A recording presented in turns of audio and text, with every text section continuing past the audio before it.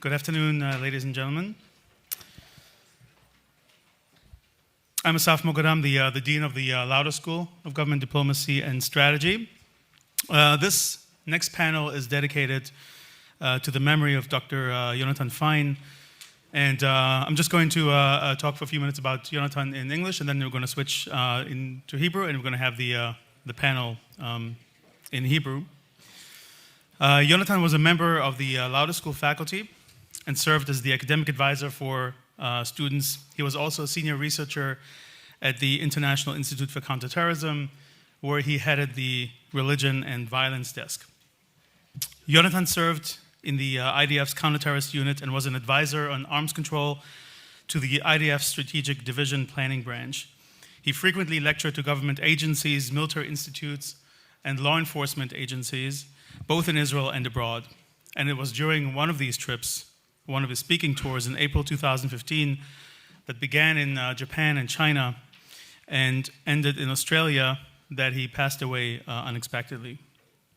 Yonatan was a talented scholar who specialized in religion, fundamentalism, and political violence, and his expertise spanned the three major religions. In 2015, his book, Political Violence in Judaism, Christianity, and Islam, From Holy War to Modern Terror, was published by Rowman and Littlefield. Yonatan's research interests did not stop with religion and violence. Yonatan was deeply knowledgeable and wrote extensively about the Middle East and Israel. His final book was titled A State is Born, The Establishment of the Israeli System of Government, 1947 to 1951, and was published posthumously with the State University of New York Press in 2018, 3 years after his passing. Yonatan was the grandson of Alexander Penn, one of Israel's greatest poets, and he inherited from his grandfather a love for the arts and for literature. On top of his academic writings, Yonatan also published several literary works, including Mario Ran Far, The Greatest of Them is Love, and On Three Bridges. And as if that were not enough, Yonatan was also an ordained rabbi, a conservative rabbi. Here at the IDC, Yonatan was a student favorite. A popular and gifted teacher, Yonatan educated thousands of students, instilling in them, as Professor Ganor put it very eloquently in his eulogy following Yonatan's death, with the love of learning as well as respect and love of man. To me, Yonatan was a beloved colleague who welcomed me to IDC with open arms, and during the final years of his life, we were office neighbors and spent a lot of time with each other in countless chats, and his favorite topic by far was his family, his beloved wife, Ruti, who's here with us today, and his sons, Miki and Dani, his pride and joy. Yonatan was a unique colleague and friend with an insatiable thirst and passion for learning about man and the world, a man of integrity and honor, and of sheer endless generosity to all those around him. He is sorely missed. May his memory be blessed. Okay. I will now like to welcome to the podium our three panelists. I hope everybody is here. We have Professor Boaz Ganor, we have Ambassador Mark Regev, and I did see Amos Gilead somewhere here. Okay.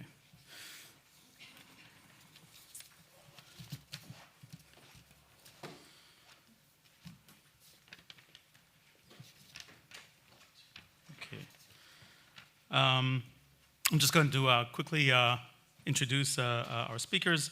So Aluf, I'm not going to switch to Hebrew. Aluf Amos Gilead. General Amos Gilead. Let's wait until he arrives. Let's start with Boaz. He, of course, is Director General of ICT and also the Dean of the Lauder School of Governance, former.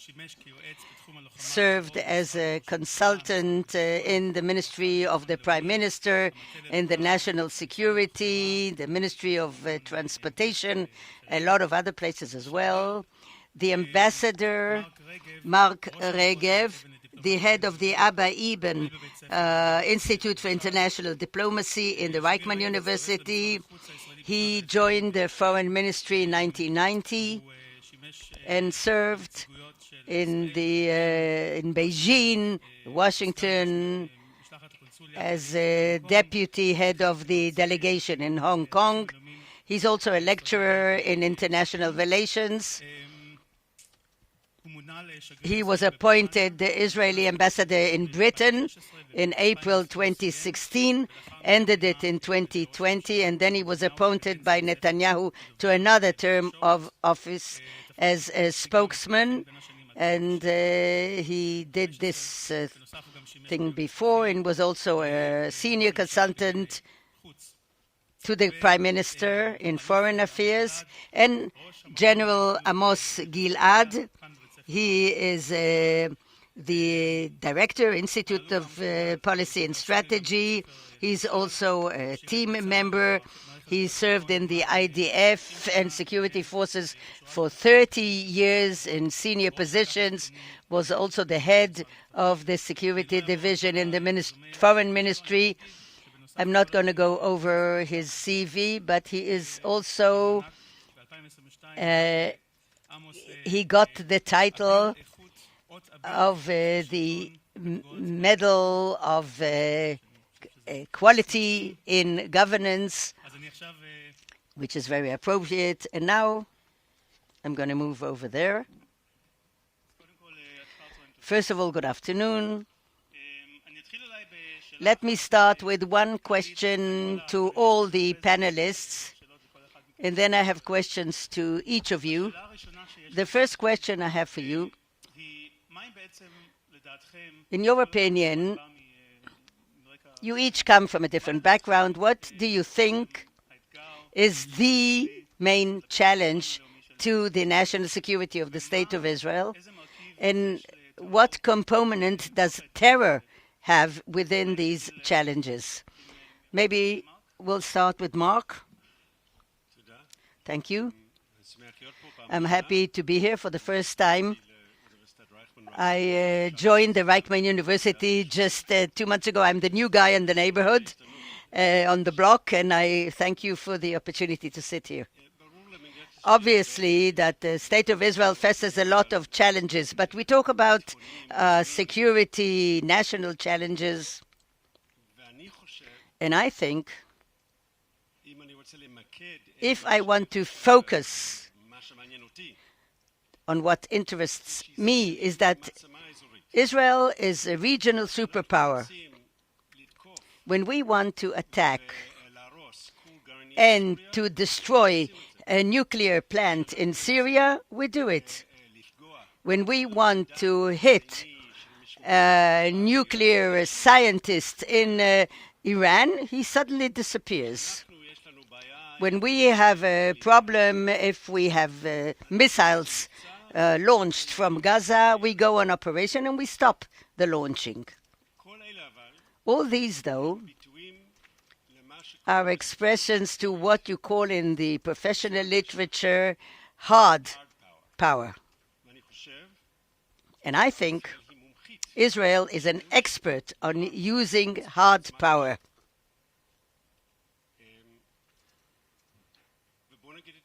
And let's call a spade a spade. We must be experts, because without hard power, we couldn't exist. Jonathan just said regarding Yair Golan, we thank you because you took care of us, because without you, we wouldn't be here. And it's true, David Ben-Gurion proclaimed the state on one Friday afternoon in May 1948.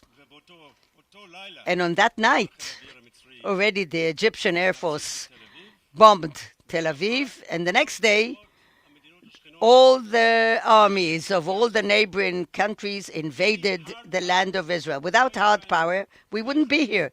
This is necessary, it's important, and there's no alternative to hard power. But what interests me, having given the hard power the right respect, I'm a bit worried that Israel does not use additional instruments in soft power, or doesn't use enough. So let's say the truth. Soft power is very fashionable. When Hillary was the Secretary of State, she kept talking about it. Everybody said soft power. What is it? without hard power, there's no soft power. Everybody's talking about how Zelensky in Ukraine managed to mobilize the world to support the just struggle of Ukrainians against the Russian invasion. But let's say the truth, without hard power, if Putin had managed within 3 days to conquer the Ukraine, nobody would mention the soft power of the Ukraine, of Zelensky. Hard power is necessary. Soft power, however, is a very important layer to complete the hard power. And yesterday I heard, especially I wrote it down, the head of the Shabak, and Shabak is hard power par excellence, the head of the Shabak, who noted challenges that he started, actually, if I remember, he started with that. He said, in the beginning, he said about the awareness of the public in America. He said, not me, not somebody from the front. The head of the Shabak said, because he knows the importance of the relationship between Israel and the United States.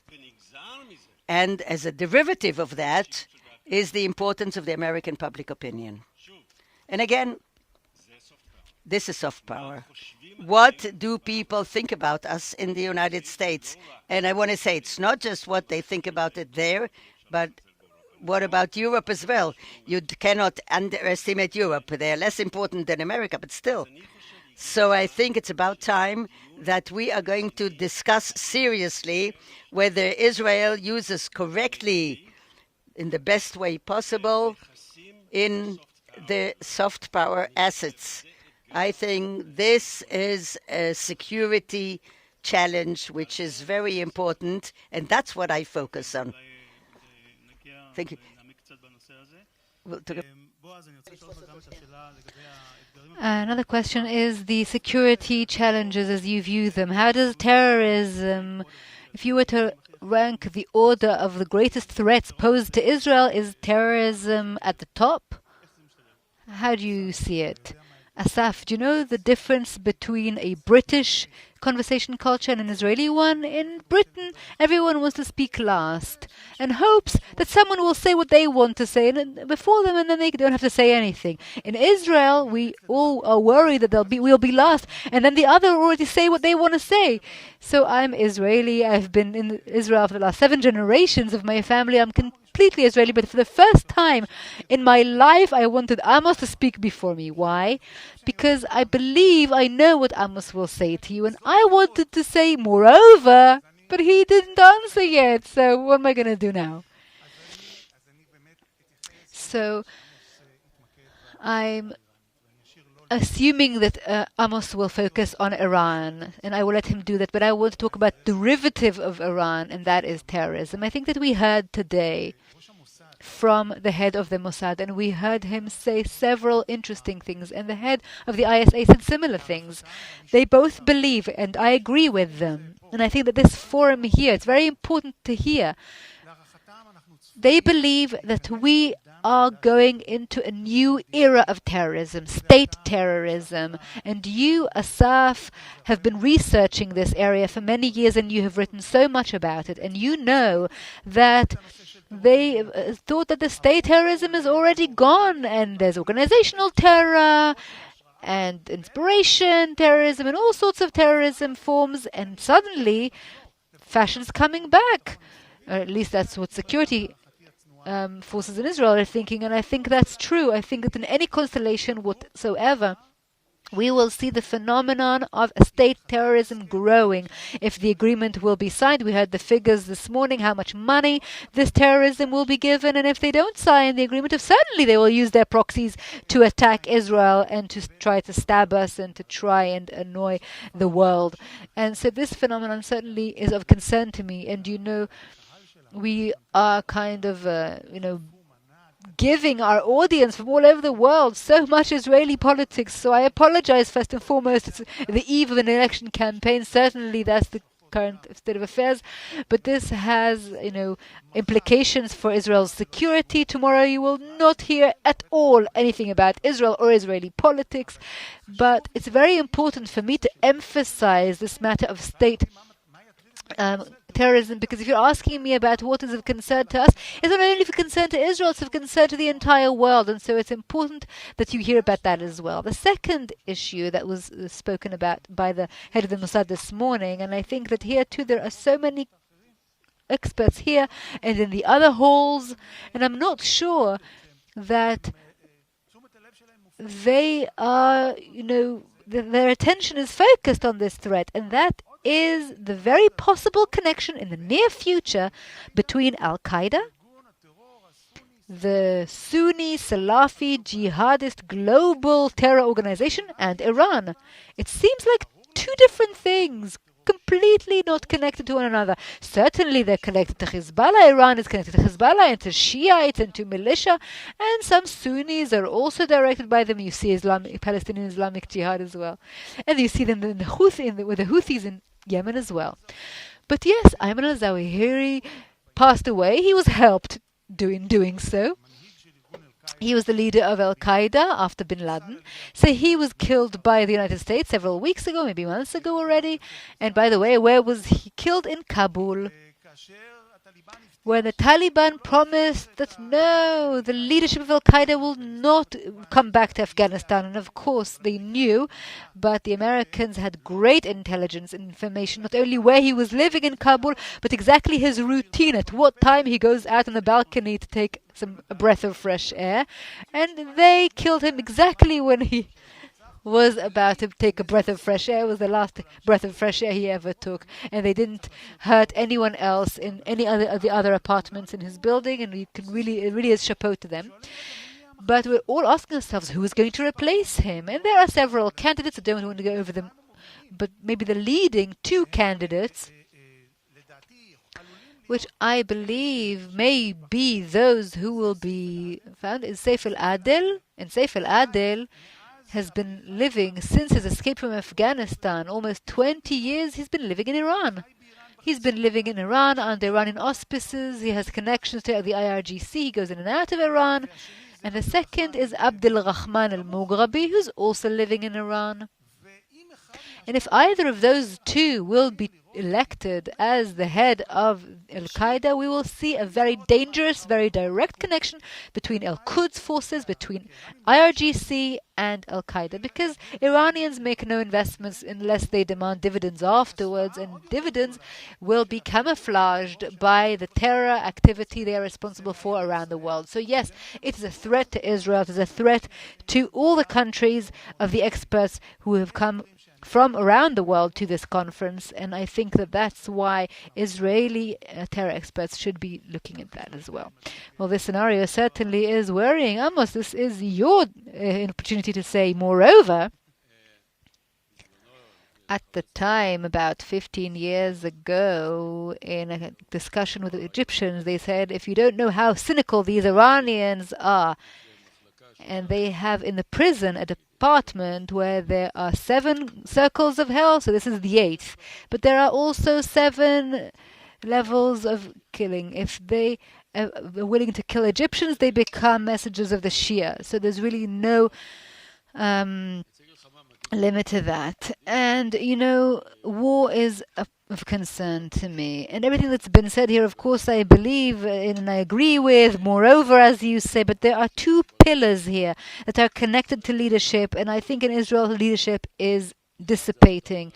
First is national security. We don't have an existential threat, but the Iranian threat is strategic, and they are determined to destroy us, to annihilate us. And in 1996, it was almost in the Roman history, there was a prime minister then, his name was Netanyahu, and I presented the Iranian threat to him. And he said, how is it that they have rockets, they have missiles, they have drones, they come from Lebanon, they come from Yemen, they come from Iraq, they come from Syria and Iran. How have we got to that situation? And also, when it comes to the nuclear program, they are the ones to determine their progress. How did we reach that? And also terrorism. Boaz told me that we can't bury terror as a threat. We can't use words to bury it because it is so deep rooted and so deep set. But at the same time as national security, we also have national resilience. In the national resilience, we are going down a slippery slope. The head of the ISA, he is a man who is very thoughtful, who is very thorough. And I think we have today in our security leadership very modest people. And he's saying, I am very worried about the rift. So what's going on? I heard Zohar talking about, and he wasn't in only the police force. He was talking about how we're losing governance, how we're losing this country. And it means that in terms of Iran, you heard the head of the ISA, you heard the head of Mossad. Tomorrow you're going to hear the head of the Intelligence Directorate of the IDF. But if you're worried about the rift within, what matter is it? What does it matter if we can protect it? So we are losing governance in the north, we're losing governance in the south. And if the head of the ISA is talking about that, it means that the multipliers and how worried he is, because he sees things that we don't see. And we can also get there without that, but that just gives you a seal of approval that's very, very special. And look at what we're talking about. 5 elections, billions wasted instead of investing them. We're not even talking about anything essential. Israel is becoming one country for 2 people. So they're saying, okay, so let's crush Abu Mazen. So let's say we've crushed him. What's the alternative? Who's going to replace him? We'll become a single state for 2 nations. If Israel will not be a Jewish state, if it will not be a democratic state, Zionism will be over. We've started this process where now Michael, who works with us, Dr. Michael Milstel, it was put on page 18, and it should have been on the front page because an academic paper of his proves it. And some are already disagreeing with that as well. There's this system. Let's say you're sick and you have a fever, so you break the thermometer, and so you don't have a temperature anymore, you don't have a fever anymore. You cannot do that. You cannot just change data in order to please yourself. We are at the beginning of very dangerous processes. I'm not talking about education. I'm not talking about the police force. I am very worried. I think that is the challenge. But what are we dealing with instead? You heard some of that already. What Boaz said, I think it's important that people come and talk and prove to you that people aren't engaging in what's relevant to this country. Now, you can't stop it by ignoring it. If it's not interesting, if there's no really essential topic to be discussed in the election campaign, then maybe in a month's time we'll be in another elections campaign, another 6 months of time wasted. When will we have a budget? I'll give you an example. How is it that 4 fueling airplanes waiting for this military option vis-a-vis Iran, and only now the Ministry of Defense has ordered them? And what is this order form? This order form means that you pay for the emails and the papers signing, and the Americans pay for the rest, which is about 80 billion or maybe $100 billion. It's not too much. It's a modest price, small price. We have a great deal. We pay for paper, they pay for the airplanes. And in 4 years, an order form was not submitted because the government did not authorize the Ministry of Defense to do so. Is that normal? That's what I'm worried about. Something here is really badly run. And what do I see in the future? It's going to be even worse, unless leadership returns. So you have a committee interrogating what happened in Meron. 45 people died. And responsibility and accountability now has a different meaning. If I'm responsible, I must be irresponsible. The person who is responsible is not responsible, so who is? And if you ask me, maybe that is a surprise. I can talk about Iran endlessly, but I'm worried about the combination between a leadership that is leading this country to places that most of the public is not interested in, because mostly we're interested about whether there'll be room on the plane, how much fuel will cost, whether there will be traffic, but the leadership is sinking. It doesn't interest anyone. And I think that we should be talking about national security and national resilience, and certainly terrorism is very important. Anyone who ignores terrorism will be terrorized by the mind. Certainly that will remain. Look at Africa. You can expel ISIS from here, so it'll go to Africa. It is endless because terrorism is deep-rooted and deep-set, and I don't want to elaborate on that. But that is the motto, I think. National security, national resilience, and the combination between the two. being disconnected from leadership. It is like an electric circuit that doesn't give you light. Our time is short, and therefore I do want to also touch upon another issue, and that is all of you had research centers. Our school has a lot. And I want to ask you a little bit about this connection between the academe and national security. What do you think actually should be? I'm changing direction. Let's start with Amos, and then Boaz and Mark. Amos, you served for decades in the service of the state and the army, but recently you actually joined the academic world. You're the head of ICT. Can you share with us your feelings regarding what do you think actually is the role of the academe? Does it have to influence? Can it influence? Can it shape security policy? Now you had a few years that you sat here in the university. Do you have any? Yes, of course. First of all, we have a vision. That's why I joined, actually. I never thought I'm going to be, because of Professor Reichman. And this place, it used to be called Interdisciplinary Center, and it became a university, which is very respectable. There are all sorts of things. Dealing with terror, you know, okay, you pinpoint at somebody and you kill him.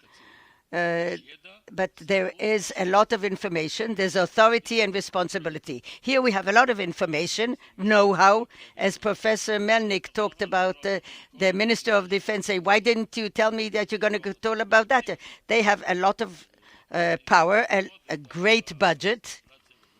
So, of course, what Professor Reichman speaks about, the internal issues here. Anyway, in short, there's a whole series. There are other institutes here. We have the university and the schools, a lot of information, a lot of know-how for the national resilience. But what's lacking? It's not connected to this place, but the culture here. In the Israeli culture, usually people don't listen to one another. Everybody invented everything. In the United States, many times I think that we should learn from them. You can be today a senior researcher's letter in Washington, in an institute. Tomorrow you're under secretary, and then after you lose, you can go back to be a researcher.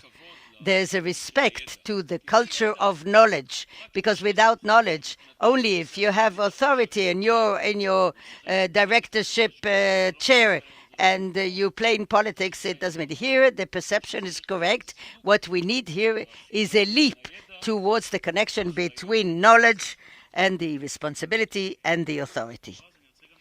Boaz, I would even be more personal. I want to ask you regarding the ICT specifically. I wanted to speak about IPS. Okay, you can start with IPS, but touch upon ICT as well. I want to know what are the great achievements of ICT? What do you still want to obtain? Do you have any regrets as well? Well, let me start with IPS and the Abba Eban Institute. My two fellows here, colleagues, two institutes that deal with strategy issues, diplomacy. And I think it connects to what Amos said. This place, Reichman University, is a very unique place from day one. And it's unique today as well, because Professor Reichman said one thing which I heard very often. The academic world, if it doesn't come from the society and doesn't contribute to society, is irrelevant. You can have theories and do research, but if at the end of the day it doesn't contribute to the society, to the security, diplomacy, it's not relevant. If you want to contribute and be relevant, you have to base yourself actually on these two legs. One is academic excellence, as we strive for, and the other one is a practical leg of experience and practice. I have two people here who really come out of their practical experience in strategic thinking. Amos, in diplomacy. There are no such people that you can find elsewhere. And they had an institute. Each of them is an institute in an academic university. And this is something which is really extraordinary in the landscape of Israeli academia and also in the world. I never thought that we'll talk about that. Well, why can't we slander other people? It's always nice. Let me tell you the story. There's a person, I'm not going to mention his name, known to many people of terror researchers, who slandered this conference. He said, this conference is worth nothing. He wrote it on Twitter. Somebody showed it to me. Luckily, I'm not on Twitter, so I didn't see it. And why it's worth nothing? Because out of this conference, you don't have any academic volume at the end. But that's exactly the pseudo-academic dinosaur that doesn't understand the significance of the academe in the current era. And it's exactly what IDC and then the Reichman University created in the academic landscape. And this is why people come to this conference and the others as well in masses from all over the world, because they want to hear about this connectivity, the synergy. And that, at the end of the day, also makes better the process of decision makers, both in Israel and the world. So just to answer you, that's exactly what ICT does. That's the basis of ICT. Researchers, academic, excellent, like you, sit in the ICT together with the heads of divisions formerly in the army, in the government, and finally we have this white cloud of new, fresh thought which is relevant. Mark, similar question. You just came into the shoes of Ron Prof, who's today the ambassador of Germany to Germany. I want to ask you about your goals. What do you want to achieve in your new post? And how do you see the role of the academic world in public media today? If Amos is a great prophet of strategy in the IPS, if Boaz really understands, the great expert in the ICT, then I think that nobody else does it full time. Other people touch upon it, but this whole thing of the soft power, that's the vision. And we just saw this week an example of soft power in England. A woman of 96 years old passed away without any budget, no power as such, no capability to make decisions about policy. But look at the power, how much soft power. The entire world is talking about her. In Israel, there are assets, and we have to take advantage of them with the soft power. That's my vision. And the second part of your question, I was the spokesman of the government for international communications. 4 out of the operations that were in Gaza. I started with Gilead, and I finished last year with the Guardian of the Walls. This year I didn't feel good because I wasn't part of it. The 4 years I was ambassador in London, there was nothing. There was no big operation, so I didn't miss anything. I want to tell you that there's a huge improvement in the capability of the army and the security forces to convey the message. We heard from the people who spoke here as well. There's an understanding today, which wasn't in the past, in the importance of awareness. I remember in Gilead in the beginning, there was some event during fighting. They said that some innocent people were killed by the fire of IDF. I used to call and get some information. It was impossible. The army said, I supposed to implement the missions, to take care of the soldiers and protect the home front. Leave me with all the other nonsense. Today, it's a completely different world. There's a place to improve, but it's a different world. The Jabalia issue that we saw just a few weeks ago, when there were children who got killed in a refugee camp in Gaza. And of course, there's a complaint that it's from the IDF fire. But within 2 weeks, a video came out, and everybody who looks at it, of course, understands, not somebody who's a complete extremist, that you see the missile and it falls. Things like that we never had in former operations. We became better. And I think that the target of our institute is to work together with the security forces, Ministry of Defense, Ministry of Foreign Affairs, so that we have professional work regarding awareness, because you cannot give up the soft power. Thank you. Thank you very much. I think our time is up. I want to thank you, and I think we are in a place that we're 1 foot on the ground, not in the academic ivory tower. And thank you very much.